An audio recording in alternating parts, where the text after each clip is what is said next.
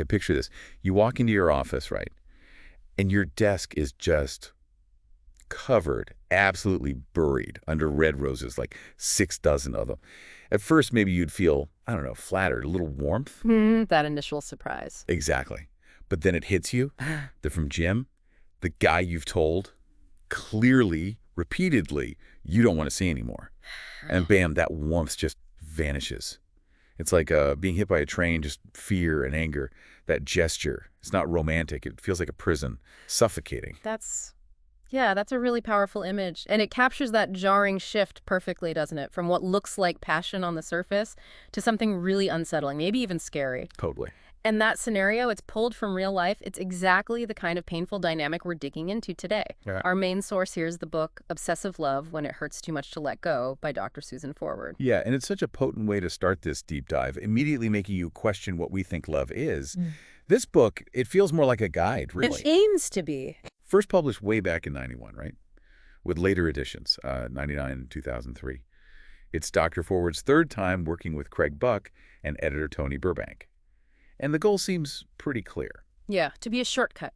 A shortcut to understanding this pattern and, crucially, getting out of it if it's hurting you. So our mission today is basically to unpack obsessive love. What is it really? How is it different from just, healthy passion? And we'll look at the roles people get caught in the obsessor, obviously, but also the target, the person on the receiving end, and even this savior type we'll get into. Right. And importantly, we want to pull out the practical strategies the book offers. Yeah. Stuff you can actually use to reclaim your life, if this sounds familiar. We're not just scratching the surface. We want to know why this happens and why it matters. Exactly. Understanding the why is key. Okay, so keeping Gloria and those roses in mind, let's define this. What is obsessive love according to the book? Because it's so easy to mix it up with that head over heels feeling of a new relationship. That's the first crucial distinction.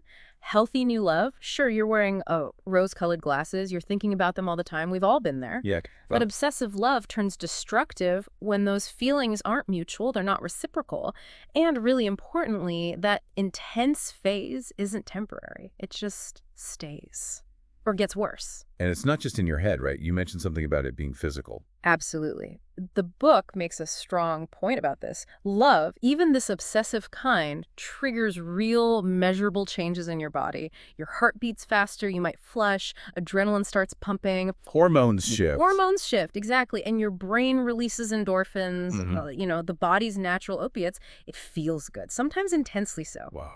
But in obsessive love, these physical responses become part of this really self-defeating loop. It's fueled by insecurity, maybe panic, definitely fear. It traps the person. Which loops right back to Gloria. Her initial flattered feelings about Jim's gestures turned sour really fast. She felt suffocated. She told him, I want independence. I'm not a possession. But it just didn't sink in for him. Her passion turned into this prison, like you said. And that's the core of it. What's really wild is how the obsessor's whole way of thinking, their worldview, seems wired to keep this going. The book calls them masters of denial. Masters of denial. That's a heavy phrase. What does that actually look like? Is it conscious, like they're choosing to ignore things, or is it deeper? It seems much deeper, more ingrained. They actively, though maybe not always consciously, push away any evidence that contradicts their desired reality, like Margaret in the book. Okay, tell me about Margaret. Well, she basically ignored the fact that her relationship with Phil was pretty much just sex at that point, and he was clearly pulling away, losing interest. But you didn't see it. She minimized it. She focused only on the sex because that was the one part that, quote, still worked for her. She mistook that physical passion for genuine love, which just set her up for a huge fall later. So they grab on to any little positive thing, even if the big picture is screaming, this isn't working. Why? Why is letting go so incredibly hard for them? Well, the book argues that for many people stuck in this pattern, rejection isn't just painful, it feels like an existential threat.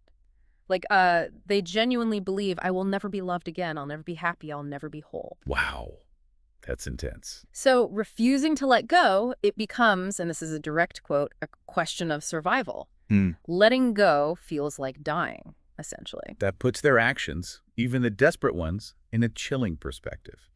And the book talks about selective focusing too, right? How they filter messages. Yeah, it's a fascinating and kind of disturbing coping mechanism. If you were to tell someone in this state, say, look, it's over between us, I don't want to see you anymore, but hey, you're a terrific person. Okay. Their mind might just latch on to that last part.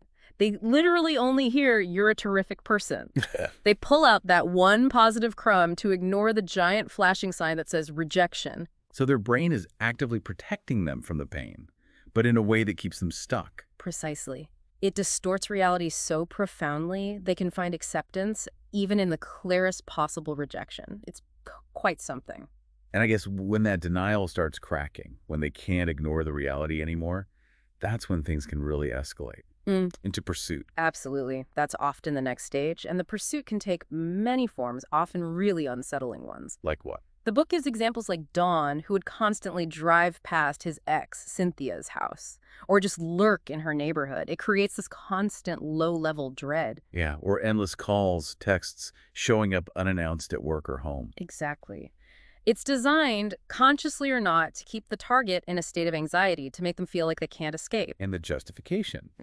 The book mentions Hal stalking Fran, but he had this irrational logic about it. Right. He genuinely seemed to believe that if he just kept watch, followed her, he could somehow put his suspicions to rest, find peace. It's completely counterintuitive, of course.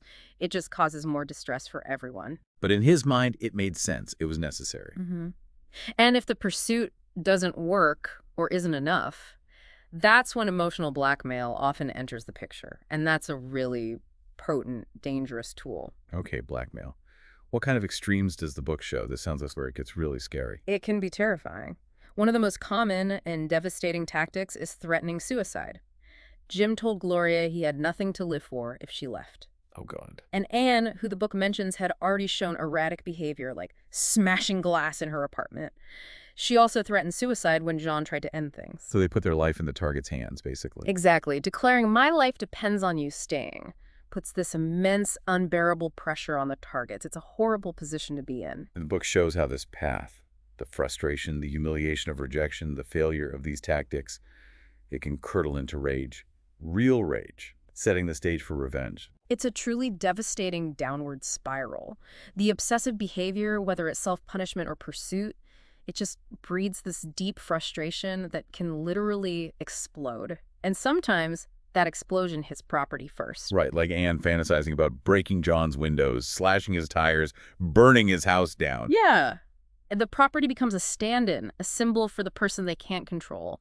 It absorbs that violent impulse. It's bad enough, but it's a proxy. But then, and this is the most critical warning in the book, the violence can turn physical against the person. Yeah, the examples are brutal. Robert assaulting Sarah out of sheer desperation. And Janie's story, being raped by Victor after he manipulated her with, I love you so much, it's killing me, just give me one kiss, then turning violent.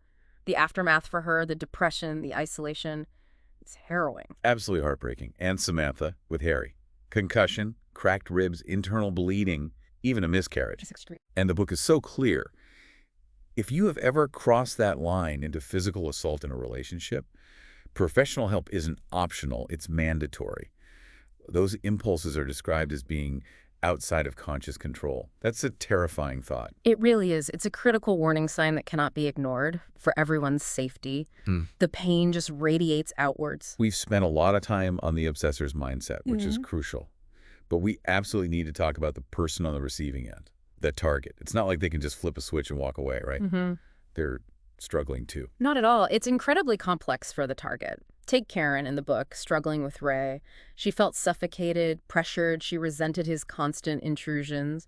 But she also admitted, he fills this need in me. She couldn't let go either. It's often a co-obsessive dynamic. Both people are trapped in different ways. Which makes breaking up, even when you know you need to, almost impossible.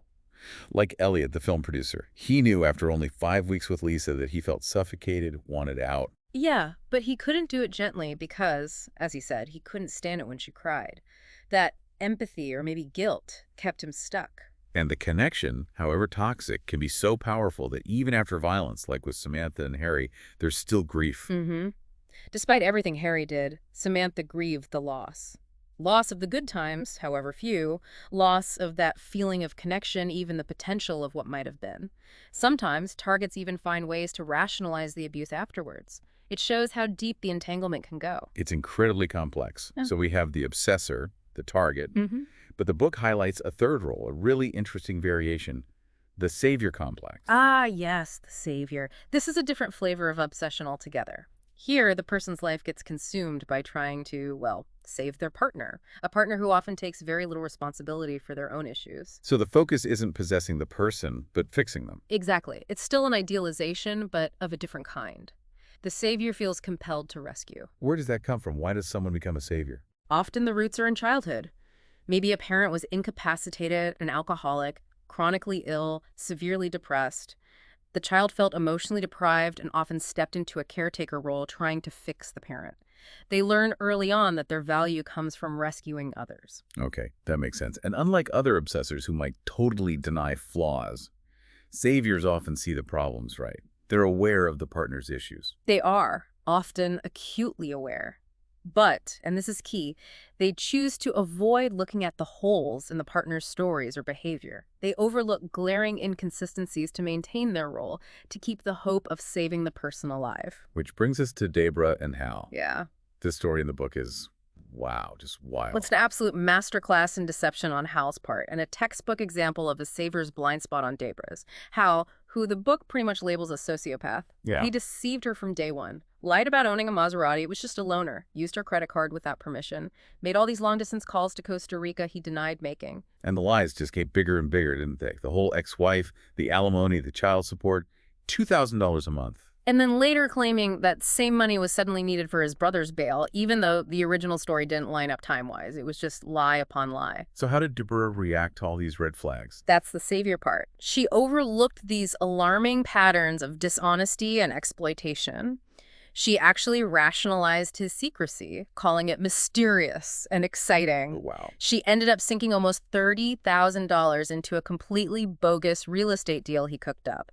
The need to believe she could fix him, save him, was so powerful it just trumped all common sense. Until the roof fell in, as the book says. Her friend Dave told her Hal had never even been married. And Debra's first reaction? Pure savior mode. She got furious at Dave, not Hal. She attacked the messenger. Exactly. It perfectly shows how saviors tolerate no reality that threatens to erode their idealized image of the person they're rescuing. She couldn't handle the truth because it meant her mission had failed. Later, she admitted she'd been lying to everyone, including herself, making excuses for him. That's profound self-deception. And it's not just Debra. Kirk, another savior mentioned, knew his girlfriend Loretta was, quote, a junkie and a drunk. He saw the problems. But he still believed she was the perfect girl for him, the one he could save. How did that end? He ended up feeling completely used, exhausted, and drained, which highlights a really crucial point about saviors. They might run out of actual love, but the obsession, the drive to save, often persists long after the affection is gone.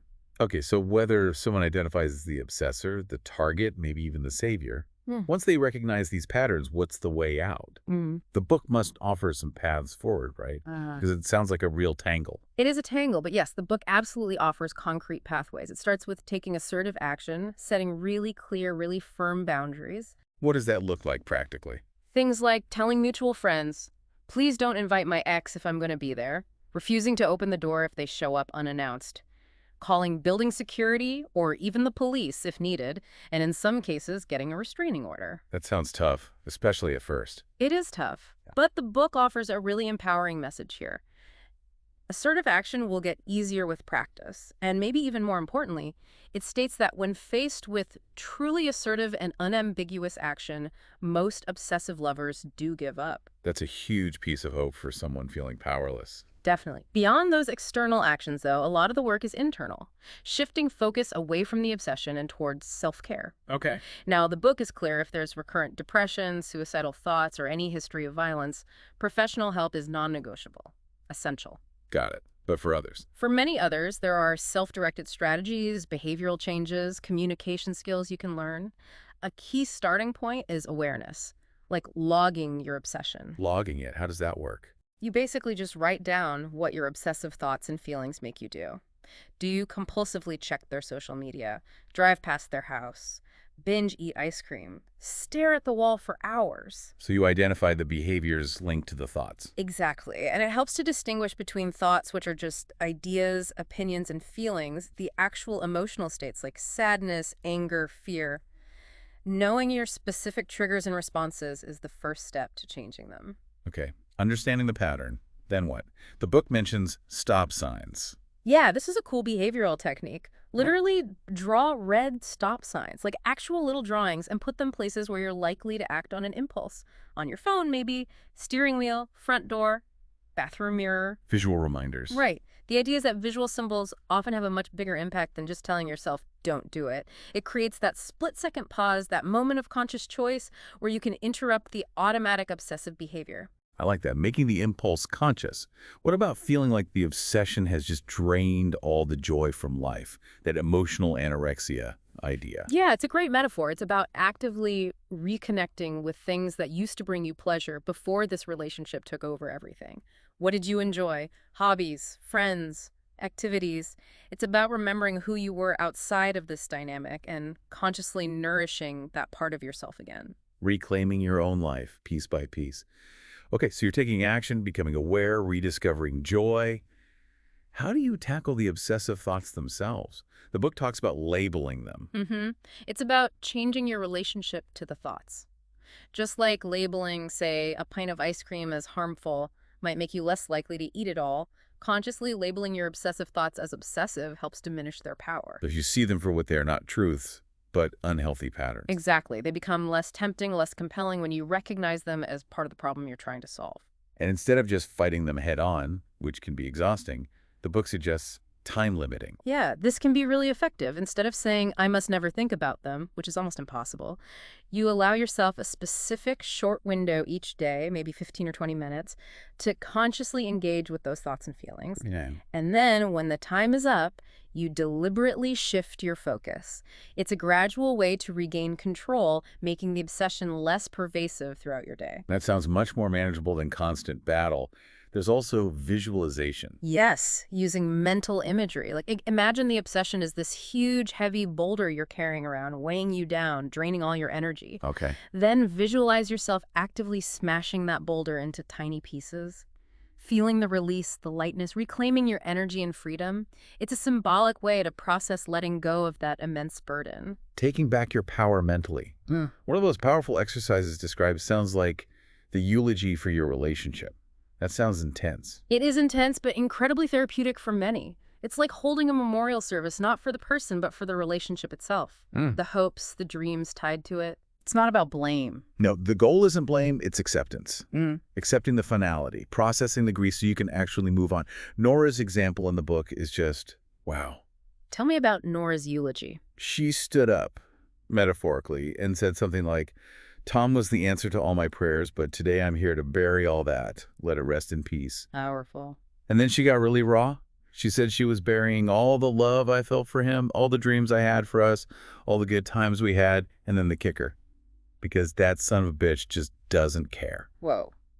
Brutal honesty. It's that level of raw, honest acceptance, acknowledging the reality, however painful, that marks a real turning point in healing. Okay, so that deals with the relationship itself, but the book also dives deeper into childhood, exorcising old ghosts. Right, because for many people, these intense adult patterns of connection, or lack thereof, have really deep roots in early experiences. Childhood issues often fuel these compulsions. Does this always need a therapist? Professional help is often highly recommended for this deeper work, absolutely. But the book suggests some people can do some of this exploration with strong support from, say, a very trusted friend or relative. The key is feeling safe. And it makes the point about subjective rejection, right? It's not always about literal abandonment. Exactly. A child doesn't have to be actually rejected or abandoned to feel that way.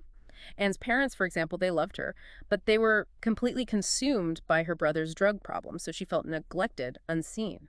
And that feeling carried forward into her adult relationships, fueling her obsessive patterns. Precisely. It's the child's perception of rejection that leaves the lasting emotional scar. So how do you address that?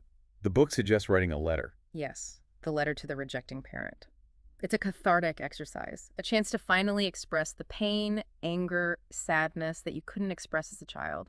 Robert wrote to his father describing how he felt like a bug who'd just been stomped on when his father left. Connecting the childhood pain to the adult behavior. Margaret wrote to her mother, too. It's about getting those buried feelings out, processing them in a safe way. And what if your parent was just critical, never affirming, like Nora's mother who never said anything nice? For that, the book offers the good parent visualization. Nora created this image of an idealized mother in her mind, a mother who said all the things she needed to hear. Like what? Things like, I really love you. You're so pretty. You're so smart. I'm so proud of you. Everything you do is so fun. You're such a terrific kid. I wouldn't trade you for anybody. I'm so glad you were born. Wow. Just giving yourself that validation internally. It's about internalizing the nurturing voice, the acceptance, the unconditional love that maybe wasn't there externally. It's incredibly healing. So through all these steps, the boundaries, the self-care, confronting the thoughts, dealing with the past, the goal is reclaiming balance, right? Rebuilding a healthier life. That's the ultimate goal. And the book shows it's possible. Ray and Karen, the co-obsessive couple we mentioned, they worked through their issues using these kinds of strategies and actually built a lasting, healthy relationship. That's amazing. Ray even wrote this incredibly moving anniversary letter to Karen, celebrating not just their love, but specifically his renunciation of obsessive patterns and feeling freed from the fear and anger that had dominated his life. That gives you real hope. And Anne, the one who felt neglected as a child. She also made huge strides, significant changes in her attitudes and expectations. She learned that a relationship has to work for her in the here and now, not just fulfill some old unmet need or serve the other person exclusively. It led to much healthier connections for her. It really demonstrates that change is possible. Freedom from these patterns isn't just a pipe dream. Absolutely. It leads towards relationships that actually enhance your life, that are reciprocal and healthy rather than ones that diminish you. Okay, so we have really journeyed through some intense territory today.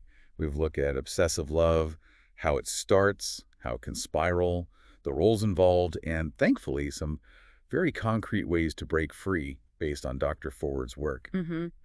From the deceptive beginnings that look like passion all the way to the potential for real destruction, but also mapping out those strategies for healing. We've seen that, understanding the patterns, facing those deep-seated issues, sometimes from way back, and taking really clear, assertive action. These are the keys. They're powerful steps towards getting your life back. Definitely powerful. It's work, no doubt, but incredibly worthwhile work. So as we wrap up this deep dive, here's something to maybe just mull over.